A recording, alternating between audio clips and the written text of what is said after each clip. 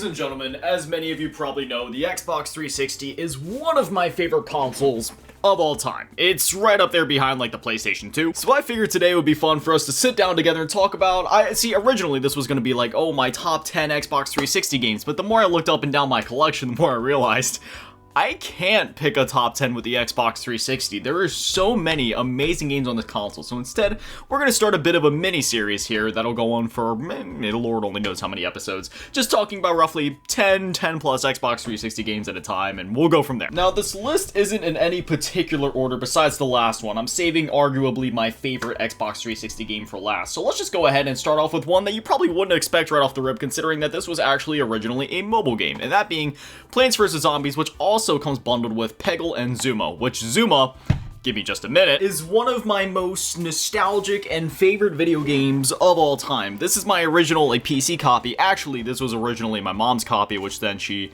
handed off to me because she's the one that introduced me to this game back in the day. If you haven't played Zuma before, it is, again, available through this, and then also if you get the game physically on PlayStation 3, you can get it over there. But I highly recommend it. Zuma is such a fun and nostalgic experience, and definitely gets a teensy bit challenging towards the end, but more specifically talking about Plants vs. Zombies, I'm sure we're all familiar with Plants vs. Zombies, but just in case you aren't, it's essentially a tower defense type game where you set up shop here in this back garden. Later in the game you go to different locations, but for most of the game you're going to be in this backyard, and then you need to set up your defenses. You have all these different plants that you can use to fight the zombies, as you would expect from the name, Plants vs. Zombies. You have different pea shooters, you have different ways you can power up your pea shooters, like for example later in the game you get these like the snow pea shooter, for example, which slows down the zombies, and then you get this fire barrel that you can put in front of the peas, so then they're like flaming peas that go with the zombies.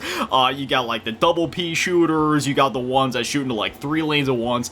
It gets pretty crazy. All the while, the sunlight is literally your currency in this game, so you need to collect the sun as you go. And again, this is another game that definitely gets a bit more challenging towards the end. It's never overbearing. This isn't like the Dark Souls of tower defense games or anything crazy like that, but it is still, it's just enough to keep your brain checked in the whole time, if that makes sense. But I highly recommend checking out Plants vs. Zombies, because surprisingly, adapting it from like PC or especially mobile to a controller doesn't seem like it'd be the easiest thing in the world, but it works pretty dang well. Next up, we have 2 games because, again, this is a situation where I wanted to make this a top 10, but then I was like, oh man, we're going through it and there's already going to be more than 10 games, so I'm just going to have to kind of talk about them both at once. We'll start with Grand Theft Auto 4. I mean, this is probably, in terms of Grand Theft Auto stories, just in terms of the sheer single-player experience, my favorite GTA game. The story of Niko Bellic, finally coming to New York City and just realizing how messed up America is and doing the best with what he can here and getting wrapped up in the world of crime. It's truly not just one of my favorite Grand Theft Auto stories, because, I mean, like I said, it's my favorite Grand Theft Auto story, but it's also just one of my favorite video game stories of all time, and I love how this game isn't afraid to be really dark, right? Because a lot of the other Grand Theft Auto games, they have dark undertones, like especially GTA 3, for example, I think of. Probably the only other GTA game that I would say, comparatively speaking, has that dark and gritty undertone just really baked into the experience. But, yeah, man, I don't know. There's just something about Grand Theft Auto 4 where when you're playing it, it just, even though, yes, we've had newer Grand Theft Auto games like Grand Theft Auto 5, which we'll talk about here soon, this one just feels like the most grounded, down-to-earth, and realistic, whether that's down to the art direction or overall tone of the game. I just love GTA 4 a lot, not to mention the fact that, surprisingly, the online servers for both the Xbox 360 and PS3 versions of this game are still alive and are still relatively active, so you can log on and find, like, free roam lobbies and just mess around with random people in there. And it's surprising because the Xbox 360 and PS3 version of GTA 5 got shut down back in 2022, but I guess since this is really the only way to experience the GTA 4 online experience on like GTA 5, which has been ported like 5 million times, it makes sense why like this went offline but this one didn't. But yeah, highly recommend GTA 4, and it's one of those games where it's like a dime a dozen and you can still find it for pretty cheap, and it's backwards compatible on like Series X and S and Xbox One and whatnot. I would just be careful if you do play this game on those systems, because there is a pretty infamous bug towards the end of the game, or when you go to do the one helicopter jump, it's basically impossible if you're playing at 60 FPS, which is what happens when you play it on a Series X or Xbox One, so good luck with that. Next up, we have Grand Theft Auto 5, which is definitely second place for my favorite Grand Theft Auto story. I would say, in terms of the way that the story makes me feel and just the most fun experience from front to back, GTA 5 is actually my favorite. Just in terms of overall story and how deep the story is, I just feel more gravitated towards GTA 4, if that makes sense. But in terms of my favorite one to just play through, it's definitely GTA 5. What can I say about GTA 5 that hasn't been said before? It's one of the best-selling games of all time, like, what, just behind Minecraft. The online mode in this game is timeless, and while, yes, there is a conversation to be had about the egregious prices of the vehicles over time, the insane inflation in the game, and how a lot of the previous content is basically useless now, like, doing contact missions is a waste of time, doing the original heist is basically a waste of time, you have to grind out Cayo Perico, like, over and over and over again, unless you want to shell out, like, what is it, $100 for only... I think it's like, what, $1 million or maybe $8 million in the game, which is just like, no. Beyond all that, though, considering the fact that we're talking about the Xbox 360 version of this game, since the online servers are offline, we should really just talk about the story mode. And yeah, the story is a lot of fun in this game. This probably sounds terrible, but out of all the characters in the game, I always found myself resonating with Michael for some reason. I have no idea why. Anytime that there is a story where there is a middle-aged, depressed, alcoholic man, I resonate with them the most and find a lot of myself in those people. Like, for example, Michael in this game... just spot on. I mean, outside of like the murdering and the insane stuff that he does, robbing banks and all that. Michael, check. Max Payne from like Max Payne 3, check. Joel from The Last of Us, check. I also have a bit of a hot take here, but the Xbox 360 and PS3 version of GTA 5 is actually my favorite aesthetically speaking. Sure, the newer versions have higher resolutions, higher, graphic settings and all this, higher frame rates, whatever, but I just feel like artistically speaking, when it comes to the color palette and whatnot, the Xbox 360 and PS3 version is still the best looking version of GTA 5. You can't change my mind on that. It just looks the best artistically. Next up, we have a bit of a hot take pick on my end, but that is Resident Evil 6, which came in a black case because fuck you, GameStop. Anyway, oh, look at that. The disc is actually, yeah, what would you expect? The second disc is, like, loose and all rattling here, because once again, they gave me, like, it's a 2-disc game, but they gave me this crappy knockoff, not even, like, a PlayStation 2 case, and then, like, they just sort of awkwardly stack the discs in here, but the discs, like, don't even stack. Like, it's so stupid. Anyway, Resident Evil 6, yeah, this has always been one of my favorite Resident Evil games because I love how unapologetically Xbox 360/PS3 generation this game is, right? Like, when you think of this era, you think, okay, brown and gray graphics, over-the-top action, frame rate dipping anytime anything crazy happens on screen, graphics that are definitely way too much for the system to handle, at least to maintain a consistent frame rate, yet they're pushing for those graphics anyway, just intense action all the way through to a point of being mindless at certain points. That is exactly what you get with Resident Evil 6, and that is exactly why I love it. I don't really have a bias with the Resident Evil games, right? Like, there's so many morons in the Resident Evil fan community, just to put it lightly, that are all like, no, only the old games are good. No, the new games are better. No, actually, and it's just like, okay, guys, how about we all just, like, stop being goo-goo gaga stupid baby dum-dum heads and just sit down and enjoy the video game, because, like, sure, the newer Resident Evils are a lot different from the older ones, and sure, Resident Evil 6 is nothing like either the newer ones or the older ones. But who says they have to be? Like, why can't they just be different? You don't see people going, oh man, new Super Mario Bros. Is so much better than Super Mario 3D World because it's in 2D. Well, and then, people going the vice versa, well, like, actually, no, the other ones are better because da-da-da-da-da. It's like, no, man, they just play the games and enjoy them. Why can't it just be the same with, like, Resident Evil or any other fandom, People always gotta pick a side. People always gotta look at it all black and white, but, it's that one really horny movie is called, there's like 50 Shades of Grey, and that's kind of how it is with video games and video game franchises sometimes. Sometimes it's not all black and white of good and bad. Sometimes it's like, okay, you got the black, you got the white, and then you got the 50 Shades of Grey, where I would say this goes in the gray of being different, but still one hell of a damn good time. One of my favorite things in this game was when you'd like run out of ammo and then you just resort to kicking them. You run up as like Leon and just like do the kick, spin around, kick him with the other one. You can be like drop kicking people and stuff. Love this game. Next up, we have a bit of a surprising one, which may or may not fit in this list, but I'm going to do it anyway because it's technically kind of a remaster of sorts, that being LEGO Star Wars The Complete Saga. I was trying to stay away from remasters and such because, I mean, here's the thing.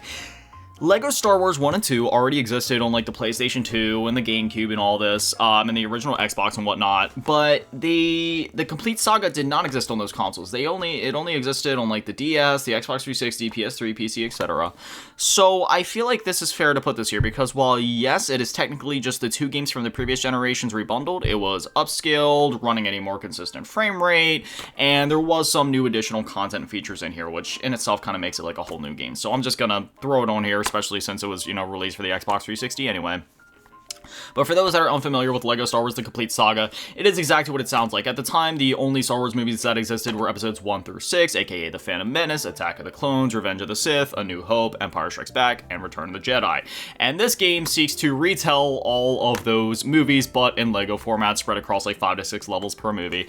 And it's just a great time. Like, if you've never played a LEGO game before, if I could recommend any LEGO game, I would say The Complete Saga is probably a pretty good one to dive in, just because Star Wars is a pretty universal thing. Granted, LEGO Batman is actually my favorite LEGO game, but in terms of the one that I would deem to be the most approachable for most people, this is probably my pick. All of the important set pieces are intact. Obi-Wan versus Anakin, check. Obi-Wan versus Darth Vader in episode 4, check. Luke versus Darth Vader in episode 6, check. The crazy opening action sequence in Empire, check. This is one of those games where if you played it as a kid, of course you're gonna enjoy it for nostalgic purposes and just for, enjoying the game itself once you get older. But I also feel like the LEGO games are also those kind of games where it's just like, even if you didn't play them when you were younger, just playing them for the first time, even as an adult, I feel like there's still a lot of merit to that, and there's probably still plenty of people that are, would be able to play this and be like, all right, you know what, this is a damn good time, and sort of let the inner child come out for a bit. Because I've always hated the thought of like, oh man, you grow up, so now you're not allowed to enjoy certain stuff that you enjoyed as a kid.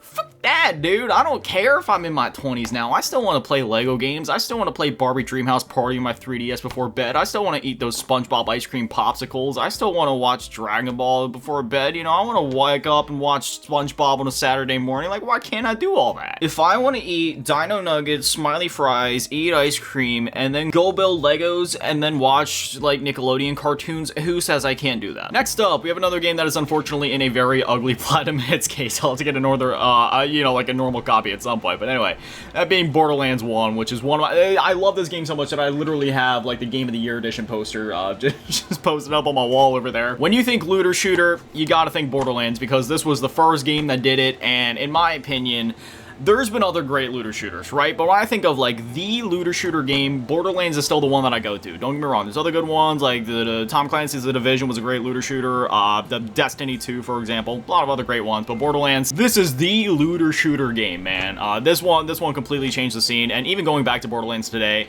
I have said this time and time again, this game is absolutely timeless, not just in terms of like the humor in the game and the gameplay, but also just artistically and graphically speaking. This game, and especially like Borderlands 2 and 3 and all that, they are absolutely timeless games because of that cel-shaded art style. As they say, realistic graphics are temporary, art direction is forever. Now, I hate that whole conversation in general. I feel like it's good in video games for developers to push for realistic graphics because it sets a nice precedent and benchmark for what we are capable of achieving at the time, just in terms of like the technological landscape for when a certain game comes out, right? That's why you have games like Resident Evil 4, which in our minds looked like the closest thing to real life that you could get back in the day, versus today where it's like, okay, now that we have the Resident Evil 4 remake, we see that, okay, maybe Resident Evil 4 wasn't that close to looking realistic, but it still looked damn good for the time, and even to this day looks damn good, especially because they incorporated so much into the art style to give it that realistic flair and still make it stand out on its own beyond just trying to be realistic.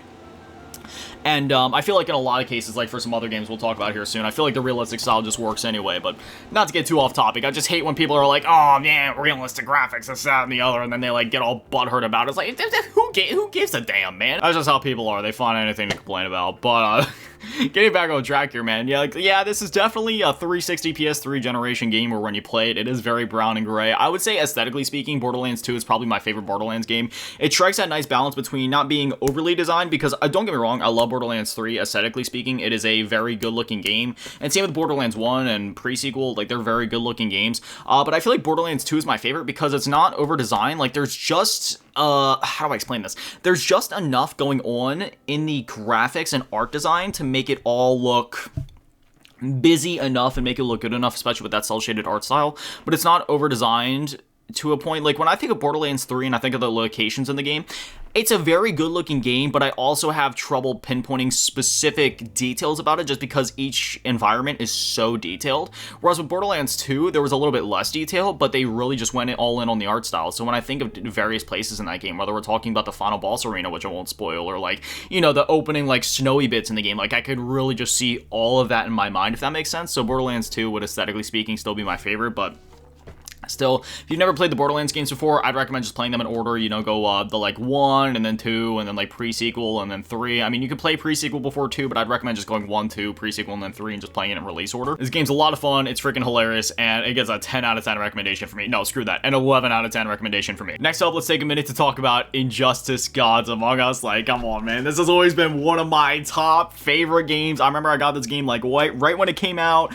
and then they had a mobile game, and I believe it still exists, on my iPod Touch. I remember I downloaded it because at the time, actually, no, my iPod Touch was too weak to handle it. I remember I had an iPod Touch 4, and this was in like 2013, and it said that my device was not supported, but I said, no, BS, I'm gonna make it work. So I downloaded the game so many times, I kept trying to open it, it kept crashing, kept saying my device wasn't supported, but at some point, somehow, I made it work, like I tricked it into working, and I was like, see, they were full of crap, I'm able to make it work, and while yeah, it didn't run the best, I tricked my iPod Touch 4th gen into running the game, so that was like such a cool moment for me, and I put so much time into that game, and I remember you were actually able to link it with the Xbox 360 version.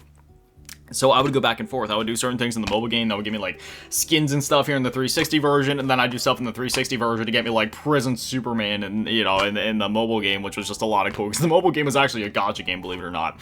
That game's freaking awesome. I still have my account from back then.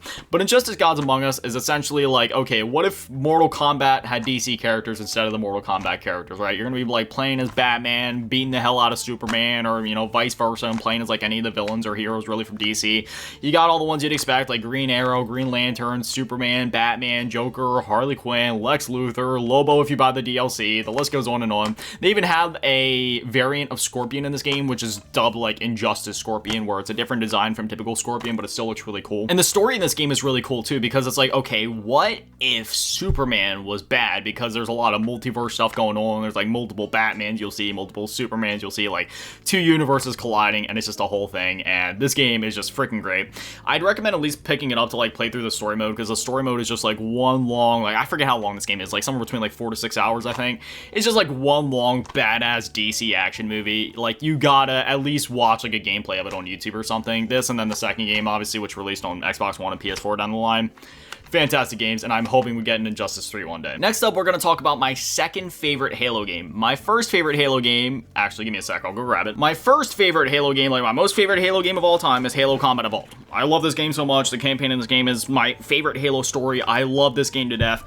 And then the game was disrespected with this, Halo Combat Evolved Anniversary. We'll just pretend that one doesn't exist. But this game still exists, so we're fine. What the hell were y'all thinking? Anyway, my second favorite Halo game is Halo Reach. This has always been one of my favorite video games, just period. This game is absolutely immaculate.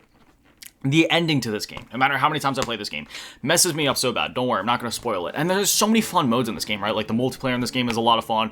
Then you have, like, all the different, like, firefight modes. And then this game also has, like, that COD Zombies-esque mode where you're able to, like, hold out against the Covenant, choose your class, grab weapons throughout the environment and whatnot. I remember there's, this one map, can't remember the name off of the top of my head, but it takes place at, like, nighttime. There's, like, this hill that goes downwards, and you got all these, like, little bunkers all around the map. I remember playing that map with, like, my friends and randoms and whatnot, just, like, running around, seeing how long we could survive. But Halo Reach will always be one of my favorite video games, and will always be my second favorite Halo game. You know, if Combat Evolved didn't exist, then this would be my first favorite, but since Combat Evolved exists, I'm sorry, it's gonna have to be second favorite. And for those that don't know, this game actually takes place before Halo 1, so if you wanted to, realistically, like, you could actually just play this game before Halo 1 if you wanted to. I'd recommend just playing the games in order and then getting to this when you get to it, so then you have an appreciation for the series before seeing that. But if you wanted to play canonically, you could totally play this game first, which I definitely recommend, because it stands on its own as an absolutely fantastic story. Next up, we got one that's like, you know, it's one of those things where it's like, all right, man, you're really putting the most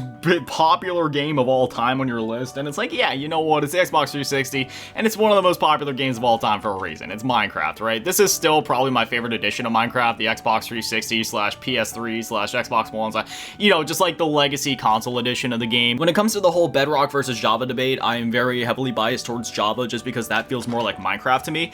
But when it comes to like playing Minecraft, I always go towards this legacy console edition, because while yes, you know, like, sure, even playing Java edition nowadays is cool, I just feel like there's been so many updates added to the game, and there's like all this stuff now with the combat, it's all different, you gotta like wait for these cooldowns or whatever. I don't feel like doing it. I just want to play my Minecraft, you know, like, when I think Minecraft, this is my Minecraft right here. So, yeah, if you're somehow unfamiliar with Minecraft, essentially it's a sandbox survival game where you got two modes. You got survival, you got creative. In creative, you can build whatever you want, blow up whatever you want. I remember me and my younger brother would always play this game together. I'd spend days working on these massive mansions, and then I'd hear him laughing. He'd be like, hee hee hee. I was like, what are you doing? And then he'd be like, got you. And I'm like, wait, what do you mean you got me? And then I like look at my mansion that I spent days working on, and then there would just be like TNT like exploding, the windows would be shattering, TNT would be exploding and being like sent catapulted out the very window that just exploded, the roof would be caving in, there'd be like lava pouring down from the sides, and I'm like, okay, there goes my 27 hours of work. And then you got the survival mode, which is the one that I tend to play more nowadays. It just kind of depends on my mood. Sometimes I feel like relaxing playing creative, other times I go play survival. But you know, in the survival mode, you know, you start by punching some trees, getting some wood, that's what she said, and then, you know, you like, it's fucking stupid. And you like craft up a pickaxe, go get stone, and you kind of work your way up till you get diamonds, and then once you're strong enough, you go kill the Ender Dragon, and that's it. You beat the game. But even once you beat the game, you can keep playing it, keep building up your base, go fight the Wither if you want. This version of the game even got some of the later updates like the Guardian and whatnot, which is still a little new for my taste, so, you know, I'll have to figure all that out at some point. But anyway, one of my favorite games of all time, and there's a reason it's one of the most popular games on the Xbox 360 and just in general. Next up, we have Max Payne 3, which, as I was talking about earlier, this is one of those dark, depressing, middle-aged alcoholic men that I resonate with and relate to in various ways. I don't know. It's just, when I think about me, right, like, I know I have, like, this, oh man, oh so giddy, oh so happy, oh so go-lucky persona on camera, and a lot of that is me. Like, I really am just, you know, a rather optimistic guy. But man, sometimes in those late nights when I'm sitting there listening to my Linkin Park, or when we get the dad rock going with Seether, Stained, Hinder, oh man, it's all over. That's when I'm sitting there like Max Payne, just like really contemplating my life decisions that led up to this point. I will say, this game is definitely a case of, like, depression fest, where when you play it, you're gonna feel like shit, man. Like, when you see Max Payne, he's just constantly, like, slogging down alcohol, smoking a bunch of cigarettes, popping a bunch of pills. I mean, it hits a bit harder for me because I used to be an addict, right? Like, I used to drink and pop pills all the time. I used to be a cigarette smoker. I only just quit a little over a year ago. So I resonate with a lot of that, like, okay, I feel like shit, I'm just gonna numb myself out with, like, the worst things that I can give to myself. So that's probably why I resonate with a lot of these characters, but even if you're not like that, this game will probably still make you feel like shit at least a little bit.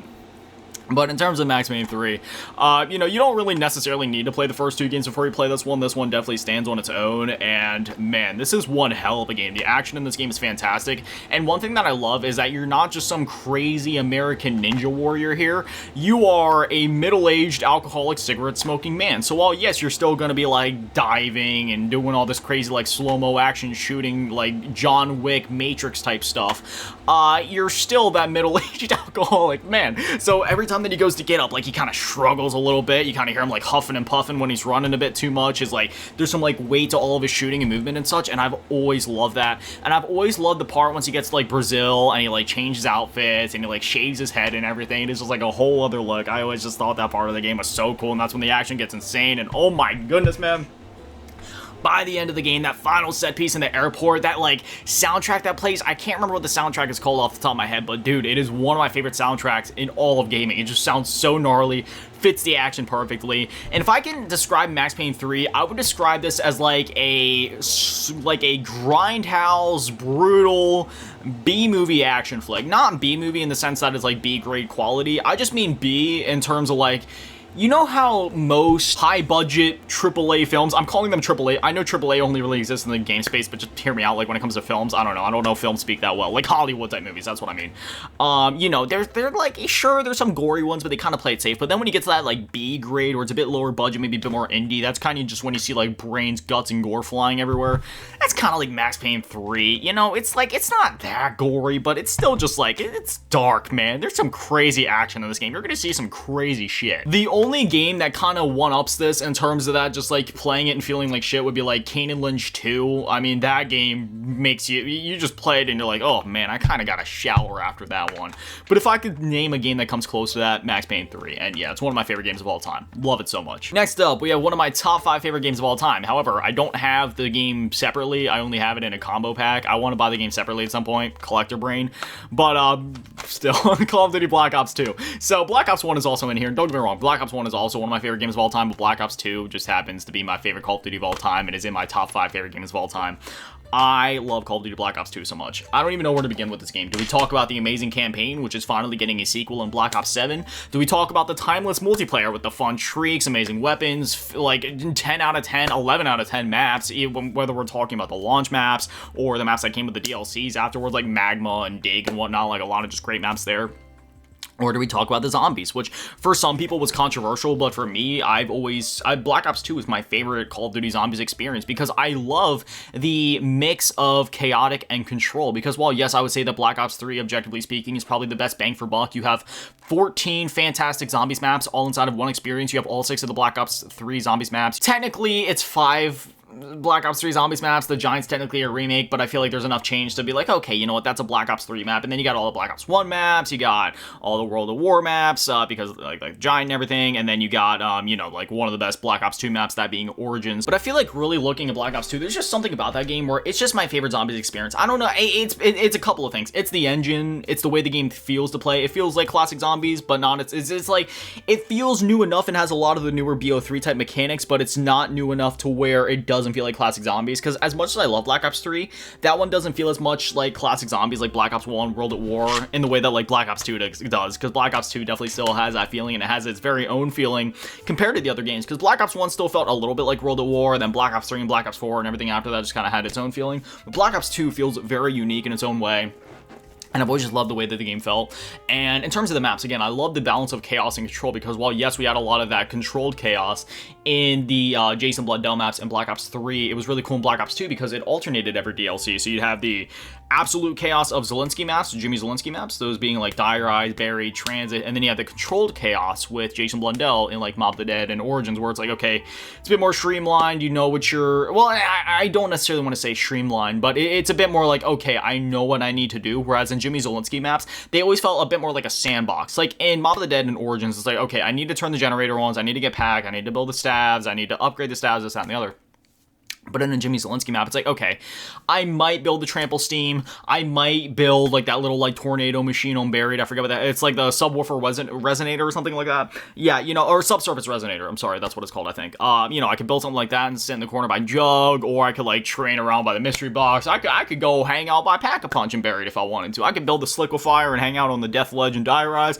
I could ride the bus all the time in transit. It's really just, you know, for you to decide. And I've always loved that about Zelensky maps. I don't have a strong preference either way. I love both of the Zombies experiences. I feel like Black Ops 2 again was perfect with the zombie experience just because you had the balance of chaos and control, and as I always say, balance is the key to everything in life. Oh, and we also had Nuketown zombies in that game, which is freaking fantastic. The closest we've gotten to having that back since would have been in Onslaught in like Black Ops Cold War, which, don't get me wrong, that was a cool mode, and I wish they'd bring it back in Black Ops 6 so we had a bit more just overall map variety in Black Ops 6 Zombies, because while Black Ops 6 Zombies is a great experience, I feel like it'd be pretty cool if we could, you know, get that Onslaught type of thing, so we just play on all the multiplayer maps. I feel like that'd be pretty awesome, and it probably wouldn't take that long to develop, but still, overall, Zombies. Just talking about Zombies, you know, I mean, overall, in any of the modes, Zombies multiplayer campaign, as I said, Black Ops 2 still is and always will be my favorite Call of Duty experience. And then, hey, you know, Black Ops 1 is also in this combo pack, so we'll go ahead and talk about that. Obviously, it kickstarted the amazing Call of Duty Black Ops series. Mason, you know, what do the numbers mean, Mason? You got the Timeless multiplayer mode, the Timeless Zombies mode, which is still simple enough to be closer to, like, really classic Zombies, like Black Ops 1 and World at War, where it's a bit more stripped back, there's all the parts and crazy. I mean, there's Easter eggs in it, but you know, the Easter eggs aren't as crazy. They're on all the boss fights and all that. And you know, Black Ops 1 is just still like, it's just simple enough to feel like, okay, really classic Zombies without being too complicated. So you got that. And then, dude, every time I think of the multiplayer, I just think of like the, you know, the Pentagon soundtrack, because that's like the main theme for the multiplayer. That guitar riffing in the background with the violins. So gnarly, man. I have so many memories playing Black Ops 1, both on Xbox 360 and PS3, because back then I had an Xbox 360 at my mom's and I had a PS3 at my dad's, so, you know, unfortunately I haven't talked to my dad in about 10 years now, but I will say, for some of the good memories I do have with him, one of them was like 1v1ing him on Nuketown on Black Ops 1 on the PS3, and then I remember there was this time where, I don't even remember how old I would have been at the time, but I had one of my buddies stay over, and we were split screening like Modern Warfare 3 for most of the night. But as it got later into the night, we're talking like 3, 4, 5 a.m. somewhere in there, we ended up getting on Black Ops 1 and playing like Nocturne and Toten split screen because they had like all the World of War maps remastered here in Black Ops 1 Zombies. So those are just some of my, just some of my favorite memories of playing the game, where it's just like when I think of this game, those stick out in my mind. Then obviously it goes without saying, like all the other all-nighters I played, with my friends online on Xbox Live and whatnot, whether it's playing with randoms on Der Riese or Kino der Toten or anything else like that. All in all, both these games have a really special place in my heart, but Black Ops 2 will always be my absolute favorite Call of Duty game. Now, with that being said, that was 10 plus Xbox 360 games. I know I did some yappage, but if you come here, I feel like you already know to expect that. And if you're new to this channel, well then, hi, my name is Grotesque, aka Nathan, and this is what I do. I yap about video games a lot, because a lot of people, when they talk about their collections or talk about their favorite games and whatnot, they always go like, oh, this is this video game, it's a first-person shooter, let's move on. But that's not enough for me. I want to talk about these games in depth, or as in depth as I can, because if I would go as in depth as I wanted to, these would be like 3+ hour videos just talking about 10 different games. But I also just kind of like to share some of my experiences with the games and just kind of, have a chill and cozy time where we're just kind of talking about some video games. But anyway, there's that. That is like 10 plus of some of my favorite Xbox 360 games that I feel like you need to play. And yeah, I look forward to making more videos like this, and I think I'll do some more of these, not only for Xbox 360, but also for some other consoles, because this was a lot of fun. You guys know me. I can sit here yapping about video games till the end of time, so I hope you guys enjoy this one as well, and yeah, I'll see y'all in the next one. But anyway, as always, a massive shout out, thank you to all the patrons and channel members, thank you to all you in the low baller tier, and an even bigger shout out, thank you to all you in the big baller tier, my last king and Big Daddy Manny, and the biggest shout out, thank you to all in G tier, Run Events, and Cheese Girl. Thank you guys so much, guys are literal legends. I love you. Korani dodoki arigatou gozaimasu. Have an amazing day, stay beautiful. I love you all. Peace.